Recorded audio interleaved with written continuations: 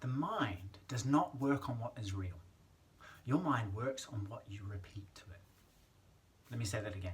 Your mind does not work on what is real, on reality. It works on what you repeat to it. The power of your thought, the power of what you focus on over your reality is huge. One researcher, Alan Langer, said that where the mind goes, the body follows. It's very true. Where the mind goes, I would say reality follows.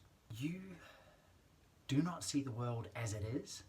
You see the world as you are. And you know that from experience. When you're emotional, angry, upset, frustrated, hopeless, heartbroken, despondent, the world is a different place. When you're neutral, present, innocent, the world, reality changes completely. So we have these filters. We have these filters based on not only emotion, but our conditioning, our past beliefs, what we've experienced before, the whole shebang. So we don't see the world clearly. We see it through these filters. And the first understanding is to understand that you have filters and that by being present, you can bypass them. The thoughts, the expectations, the prejudices shape that, and you need to know that. Otherwise, you get stuck in a framework of what you expect to see, so you see it, you create that through that. So if you want to create differently, see what this is and learn, get present, see clearly. Now, an important part of this is that in each and every moment we have a choice. And this choice is kind of founded upon this law of reality, is that what you focus on grows. What you focus on grows. Where your attention is, that's where your life is. And in each and every moment we have a choice. Generally speaking, we have the choice to focus on what's wrong, what we don't like, what's negative, what's missing, what's broken, what we don't have, or what is good, what is right, what is beautiful, what is happening, what we do have. Now the trouble is, the mind has a negativity bias of 9 to 1. It's kind of like, I think it's like a survival mechanism, like focusing on all the threat, all the danger so that you can be safe. But in times of stress, in times of busyness, in times of overload, which the majority of humans are, that negativity bias takes over. So you're so much likely to be sucked in to that. Now that choice, and it may not feel like a choice, but it is, unconscious, it is a choice. What happens to that? What happens when you start whining? What happens when you read the news and start worrying about that thing that's going on, supposedly? It kind of pulls you in. Whining, complaining, the focus on the bad, the worry, it leads in cycles, if you're not careful, to more and more of the same. And you know those people, you know yourself when you're stuck in whining, complaining, for example, as a small example. You know how that feels, you know where that takes you. You've got to make a concerted effort, a concerted choice to step out. All right. So, who of you has nothing wrong at the moment?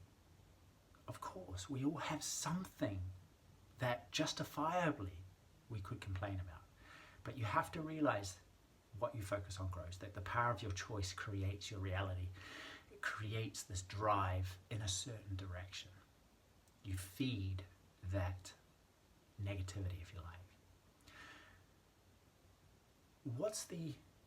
It doesn't do it any good, is what I'm trying to say. It just keeps you in the thing, it keeps you stuck, it keeps you focused on what's wrong. And in that there's no creativity, there's certainly no peace or calm or sleep-filled nights, is it? It just squeezes you, constricts you. Now, what's the opposite choice? Looking at life, okay, this is what's happening, this is what I don't like. Okay, this is a problem, this is a challenge, I want to fix this. This is something that I'm slightly worried about, what can I do? You know, this sort of step back and go, okay, what are the cards that I'm playing with? But the foundation for making change, effective, enjoyable change in those things, is an upward spiraling appreciation, gratitude for what you do have. we're guilty of taking vast parts of our life for granted. For granted. Because of that negativity bias, because of that tendency to focus on what's wrong, what's broken, what's coming next, what we don't have. All right? And yet, when you stop, you have so much. You have so many things, so many beautiful people, beautiful connections. You have so much in terms of your health, in terms of a roof over your head, in terms of money coming in and a hobby, the whole thing. If you're watching this on a phone, you're one of the richest people in the world. I mean, literally, look at this thing. Incredible. What we do is we only notice what we have until it's gone. Take, for example, your health. You get a cold, a flu like I've just come out of, and how good is it to breathe freely again? But then, of course, you get focused on the other things and you forget what it's like not to be sick. You forget what it's like maybe to have two legs. I mean, most of you will have two incredible things that can enable you to go where you want. I had an inner ear infection once that meant I could not even turn my head a millimeter without wanting to be really sick. How great was that when I was able to get to the bathroom by myself? Oh my goodness. Such a simple thing, but so easily overlooked. We do that with people. We think they're always going to be there. With our careers, our everything, we take them for granted. So do not.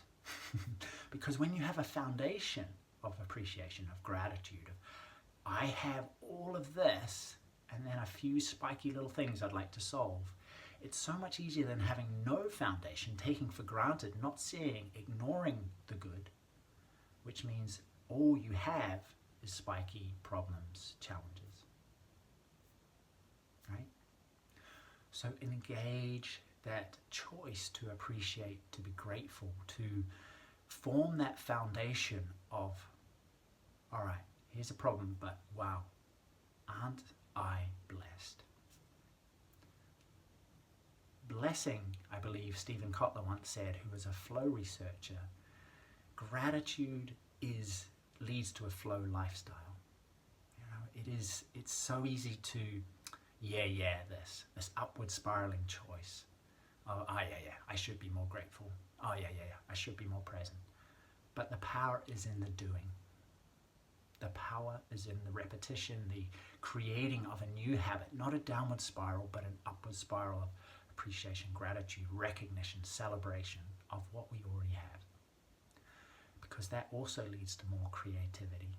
Not only does it give you this foundation of good that you can stand firmly on and deal with problems, situation when life lifes you, but it actually means your brain becomes much more creative in solving things. So be very careful. What you focus on grows. What you focus on grows. If you focus on the negative, that becomes your life. Focus on the positive, that becomes your life. And it doesn't seem to be an in-between thing. We are not objective beings. We are swayed. We like to think we are, and more power to you, but the universe seems to be a self-reflecting thing. What you focus on grows. Now, the ultimate of all of this really is a choice, and it's a choice of gratitude, of the glass half full, is the question. Always when it's coming to you, and you don't even need to know why. You don't even need to know the answer to this, but just assume one way or the other, because you are assuming one way or the other. And that is the question you can ask yourself. Is this happening to me, or is this happening for me? Like I said, you don't have to like it, you don't have to understand why, but we're assuming either way, it's happening to me, which is a certain kind of life is being done to me, I'm a victim here. Or, I'm just going to assume that this is happening for me. Much more powerful, much more, for want of a better word, empowering, enabling. Okay, I have choice here. The world, the universe is not against me. It's trying to help me. Great. That alone, the difference, not hurt, not punish because I haven't done anything wrong, but to guide me to something greater. So how about that for a choice? Is this happening to me or is it happening for me? Now again, don't fool yourself that you're not making the assumption either way anyway. You are. Choose consciously. Is this happening for me? Is the glass half full? Choose to do it that way. Choose to do it like that. All right? Hope that's helped. Let me know, questions, comments. Let me know how I can help.